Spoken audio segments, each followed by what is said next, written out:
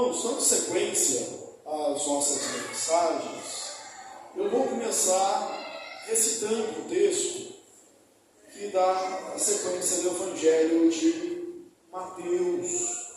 A história diz assim: então, alguns escribas e fariseus replicaram, dizendo: Mestre, queremos ver de tua parte algum sinal.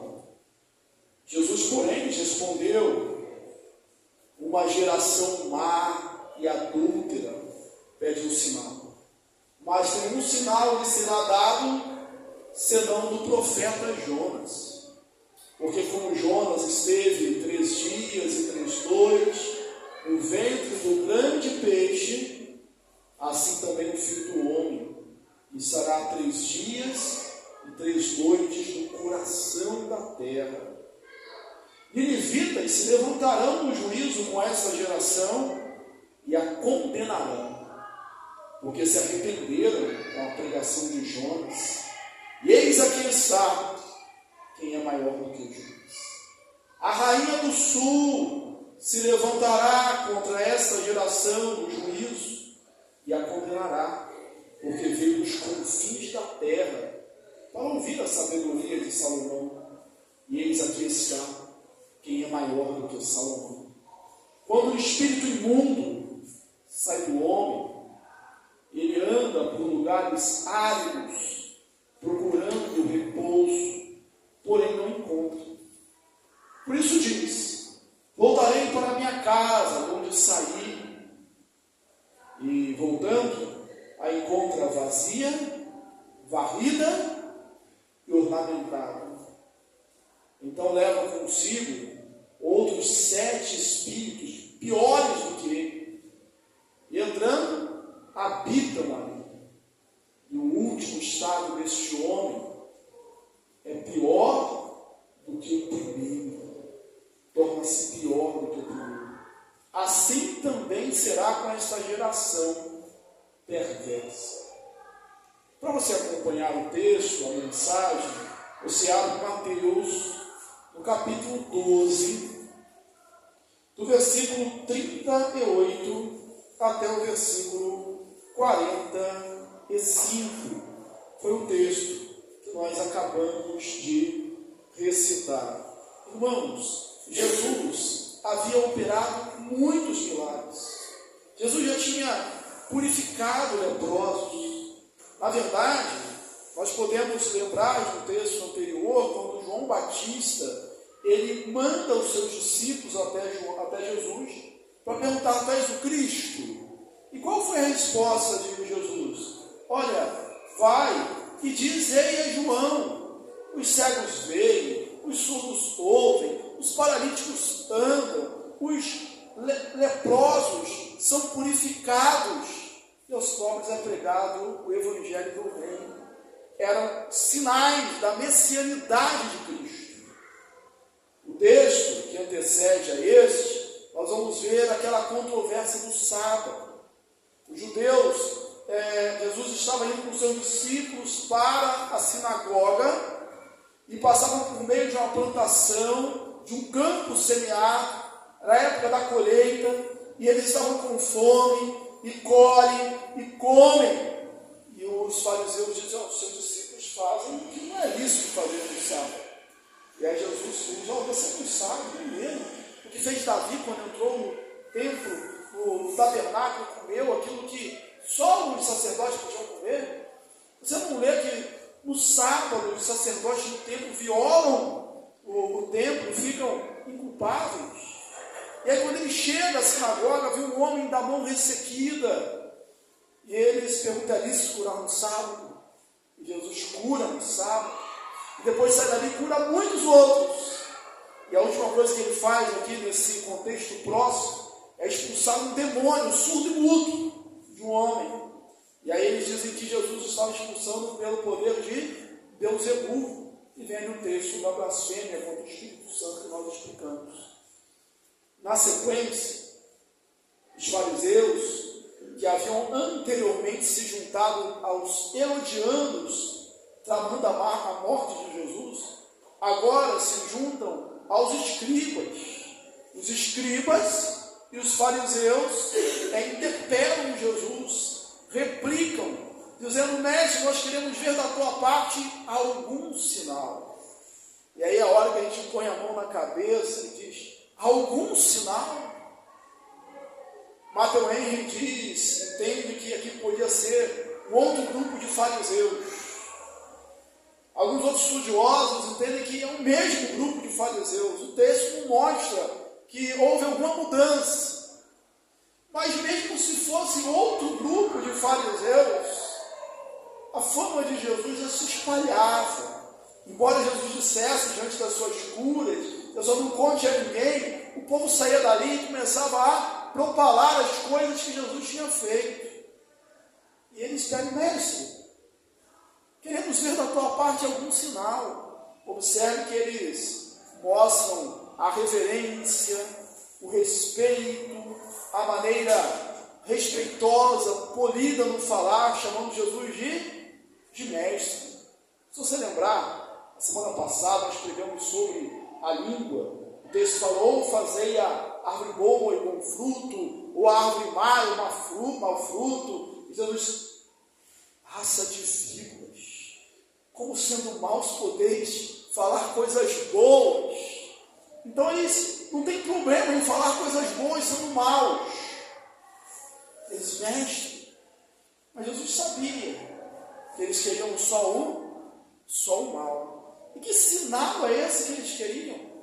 Depois de tantos milagres, depois de tantos feitos, é possível que eles fizessem um milagre segundo a sua própria vontade, porque no entendimento popular e também dos religiosos judeus, eles imaginavam um Messias que viria para libertar os judeus do poder político de Roma.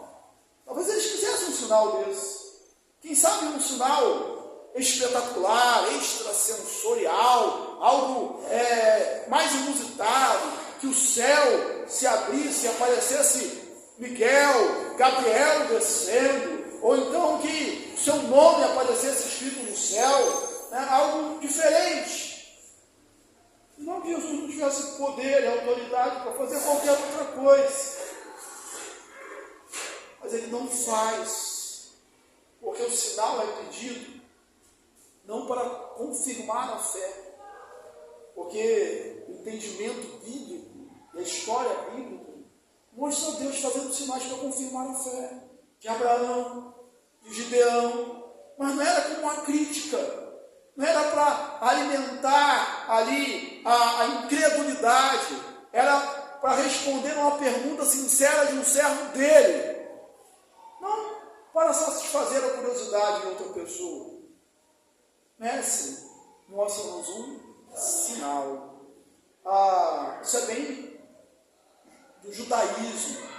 Se você lembrar Paulo em 1 Coríntios, no capítulo 1, versículo 22, ele diz assim: tanto os judeus pedem um sinal, como os gregos buscam sabedoria, mas nós pregamos Jesus Cristo ressurreto, escândalo para os judeus, loucura para os gregos, mas para nós, sabedoria e poder de Deus. Jesus responde para aqueles homens, sem nenhum rodeio, de maneira direta. Jesus diz: uma geração má e adúltera pede um sinal, mas nenhum sinal lhe será dado, senão do profeta Jonas. Olha a descrição que Jesus faz dele.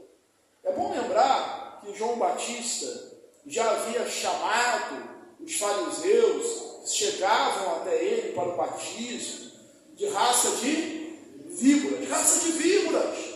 Quem vos induziu a fugir da ira vindoura? E aí depois, quando Jesus, ele no texto anterior, ao que lemos agora, que estamos meditando agora, ele chama mais uma vez os fariseus de raça de víbora.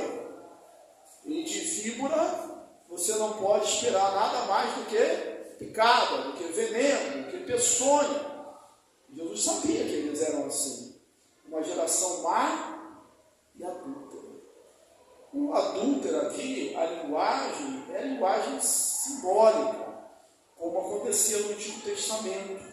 O pecado, sobretudo a idolatria, a busca de outros deuses, como Baal, que é um significado também esposo, era considerado idolatria, quando Israel ia após outros deuses. Depois do exílio babilônico, os judeus não cometeram mais o pecado da idolatria, mas eles criaram uma porção de outras formas de manifestar a iniquidade, sobretudo com a lei de Deus. Lá no profeta Isaías, a gente já lê a advertência que as luas novas, as vossas luas novas, os vossos sábados, são para mim abominação, porque não posso suportar iniquidade com ajuntamento solene da congregação. Eles estavam cheios de iniquidade, cheios de hipocrisia, que foi o pecado que Jesus mais condenou neles. E agora Jesus não está condenando só os fariseus e os escribas, mas também os seus discípulos, e também toda a geração.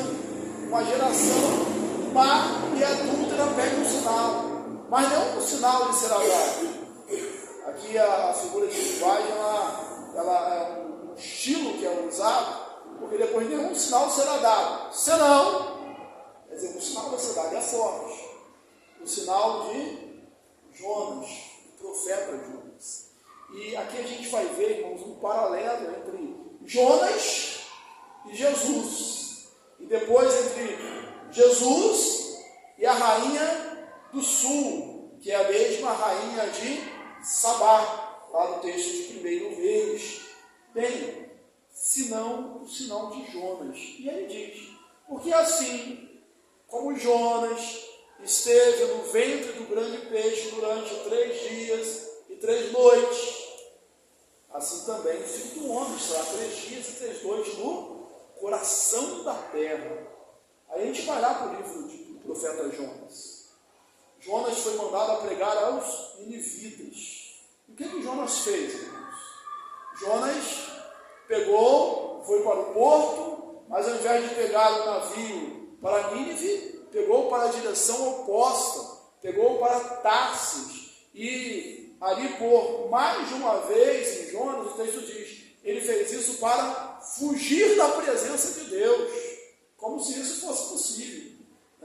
Tinha que ler agora, ali rapidinho, Salmo 139, dizer, para onde me ausentarei do teu espírito? Se subo aos céus, lá está.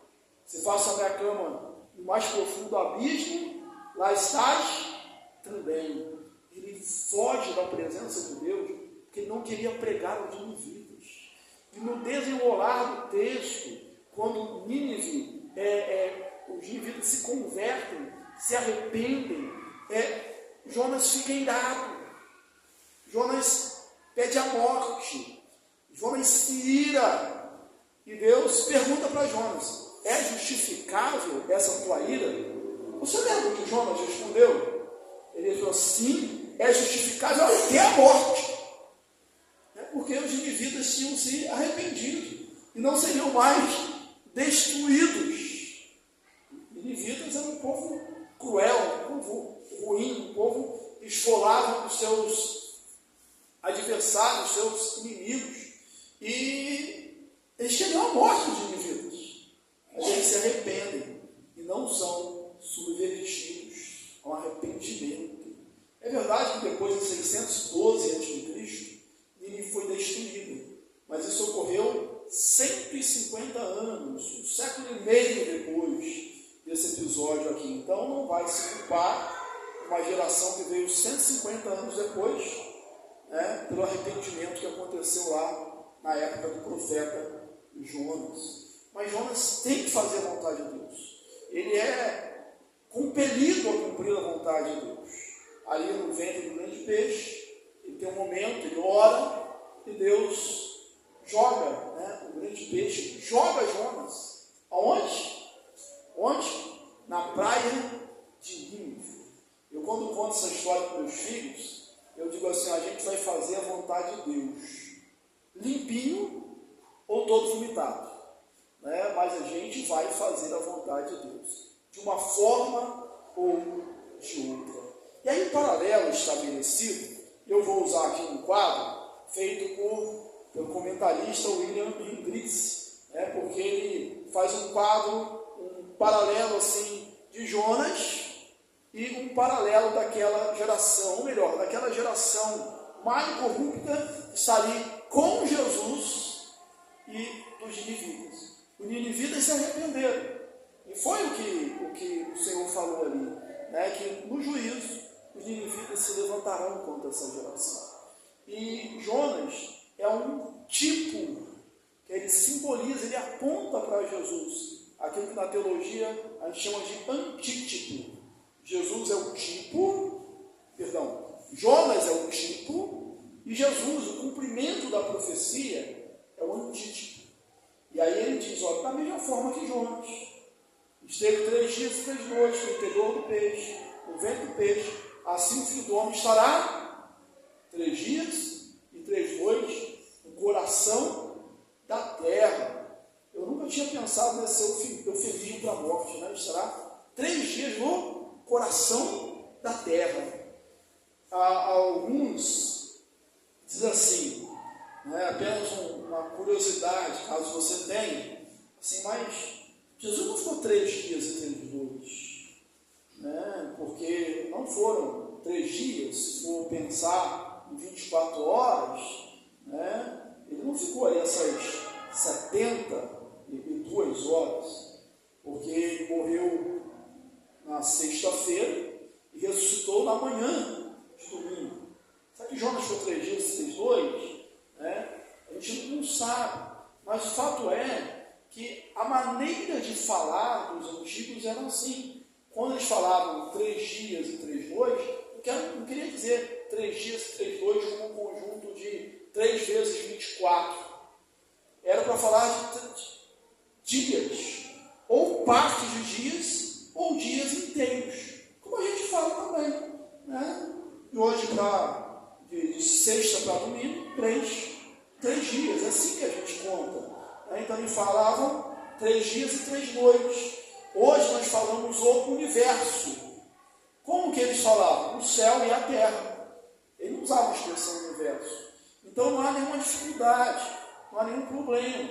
O fato é que aquele momento de Jonas no ventre do peixe é como se Jonas estivesse morto, estivesse sepultado e voltou à vida. Então, o ventre do peixe e o coração da terra seriam ali paralelos. O maior sinal seria esse. O maior sinal seria esse. Qual é esse grande sinal? A ressurreição de Jesus. A morte e a ressurreição de Jesus. E eles creriam? E eles se arrependeriam? Você lembra daquela parábola do rico e Lázaro? Que o rico ali, fazendo as suas argumentações assim, não permite que ele vá lá e conte para os meus irmãos, porque eles vão crer se alguém ressuscitar dentre os mortos. Qual foi a palavra do pai Abraão simbolizando Deus ali? Ele disse, é a lei e os profetas. Se não creem na lei e nos profetas, tão pouco acreditarão, ainda que alguém ressuscite dentre os mortos. Jesus ressuscitou e eles não creram. Inventaram várias teorias, como do roubo do corpo de Jesus, como do desmaio, mas não creram, embora houvesse várias evidências. Ele apareceu 40 dias aos seus discípulos, ele foi assunto aos céus na presença deles, e crentes do Senhor Jesus morreram afirmando essa verdade. Morreram afirmando essa verdade, mas eles não criam. Irmãos, como naquela época, tem gente hoje, como aqueles escribas e fariseus, que você não seja assim, mas você já deve ter ouvido gente falar assim, ó, falta só uma coisa, só mais uma provazinha, mais um sinal, mais um esclarecimento, mais algo diferente acontecer para eu me converter, aceitar Jesus e ficar crente, entrar na igreja. Quantas similar ao que fizeram os escribas e fariseus. Eu estava falando do quadro, proposto aqui por Hendrix, baseado ali no texto onde diz que, da mesma forma que Jonas esteve 3 dias e 3 noites no interior do peixe, no ventre do peixe, assim o Filho do Homem estará 3 dias e 3 noites no coração da terra. Ninivitas se levantarão no juízo contra essa geração e a condenarão, porque ouviram a pregação de Jonas e se arrependeram. E eis aqui está quem é maior do que Jonas. Irmãos, aqueles homens, aqueles escribas e fariseus, tinham o próprio Jesus pregando para ele, o Filho do Homem pregando para ele. E como era a pregação de Jesus? Era um convite, era um persuasivo, era Jesus chamando: vinde a mim, vós todos que estáis cansados e sobrecarregados, e eu vos aliviarei. Era uma pregação carregada de amor. E como era a pregação de Jonas? Jonas amava os ninivitas? Não. Jonas tentou persuadir os ninivitas? Não. Jonas falou do amor de Deus para os ninivitas? Não. Então somente disse, não ensinou nas sinagogas, e não pregou, não fez discurso longo. A mensagem registrada como pregação de Jonas é: arrependei, porque em 40 dias Nínive será subvertida.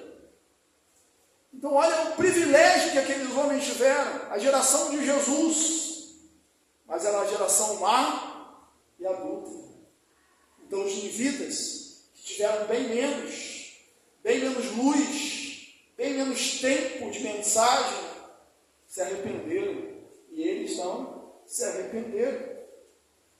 Este Cristo é completamente sem pecado, cheio de sabedoria, cheio de amor, cheio de compaixão. E Jonas era um homem como nós, cheio de problemas, inclusive com amargura, com ódio contra os ninivitas.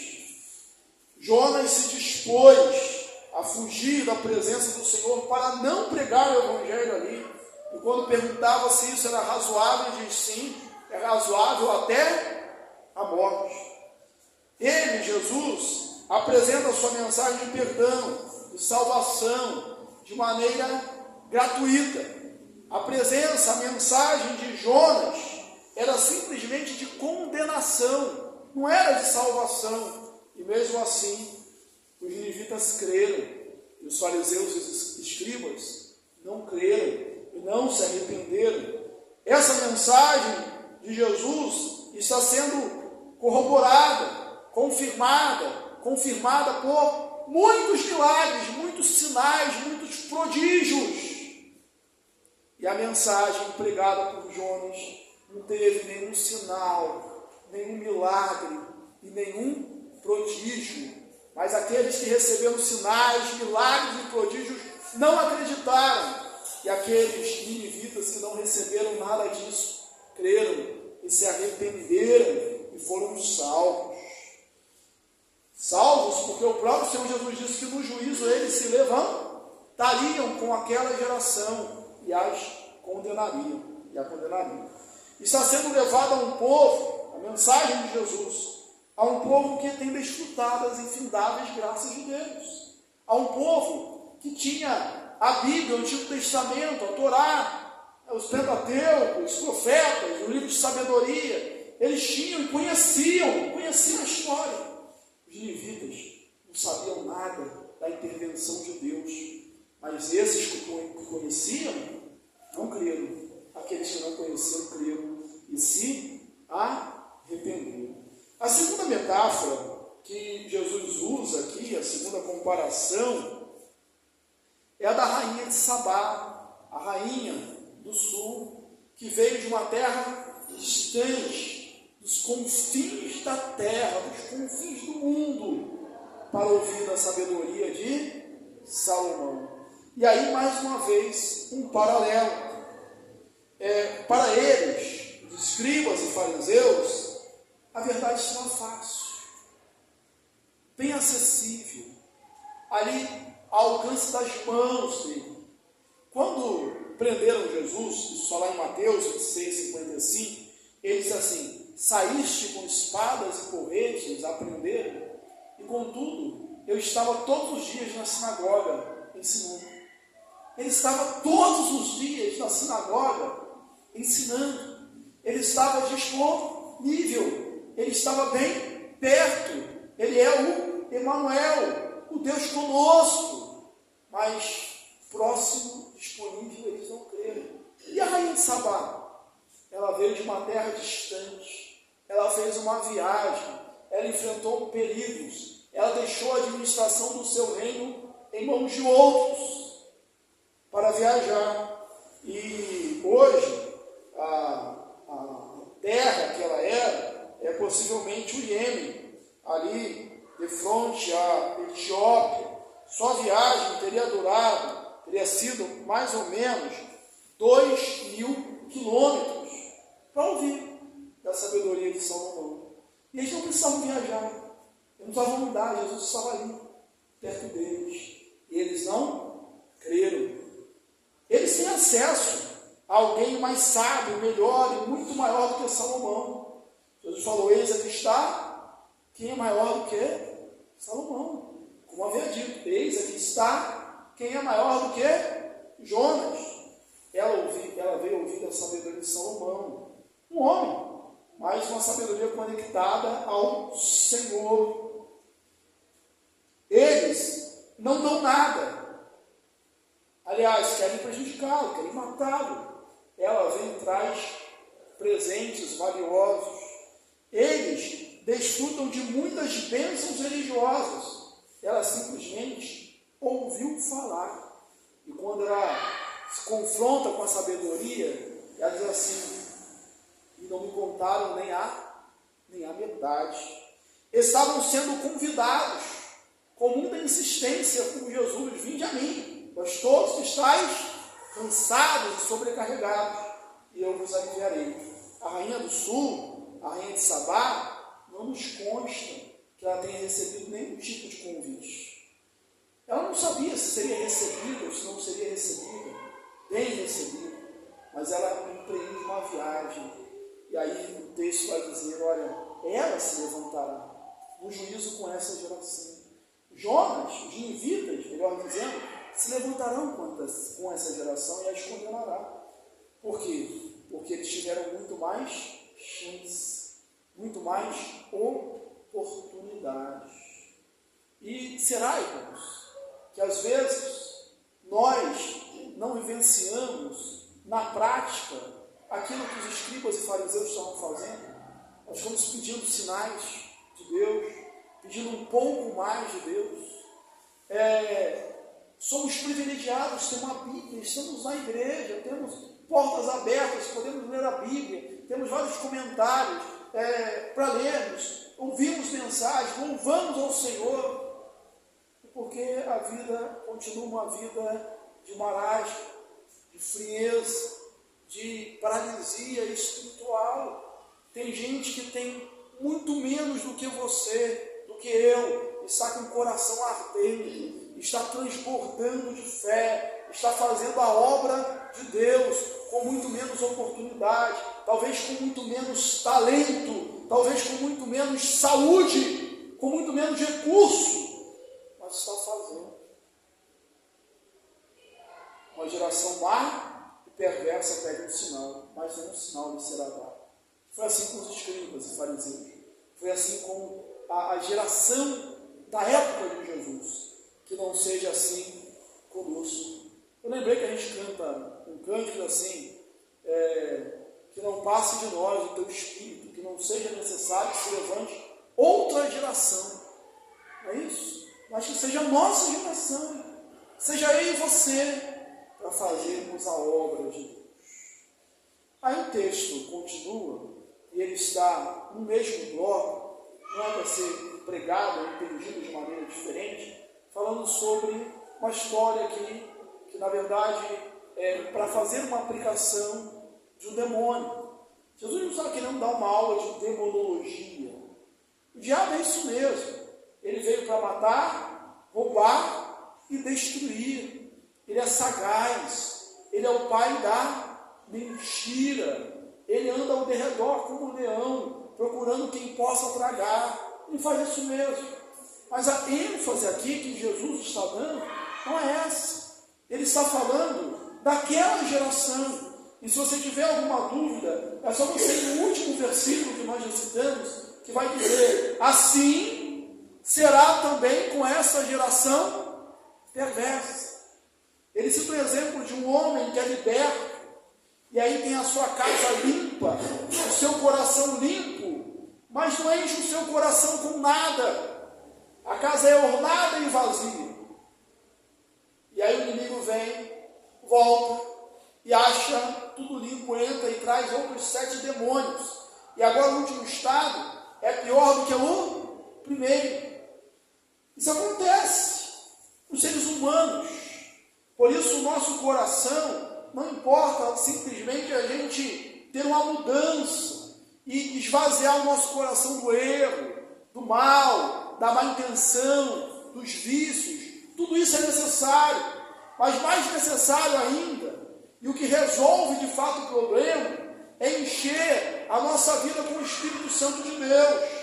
É não se embriagar com vinho no qual há dissolução, como Paulo ensina aos Efésios, mas encher-se do Espírito, transbordar, embriagar-se do Espírito Santo, estar cheio do Espírito Santo, de maneira que não haja espaço no nosso coração, na nossa vida, para nenhum mal. O mal ele pode vir, ele pode tentar, ele pode assediar, mas não há mais espaço, porque essa casa é do Senhor, porque ela está cheia de Deus, ela está cheia do Espírito Santo. E aí a religião, a fé assim, não precisa ser aquela fé do não pode, não faça isso ou não faça aquilo, porque o coração já está cheio de Deus, cheio do Espírito Santo.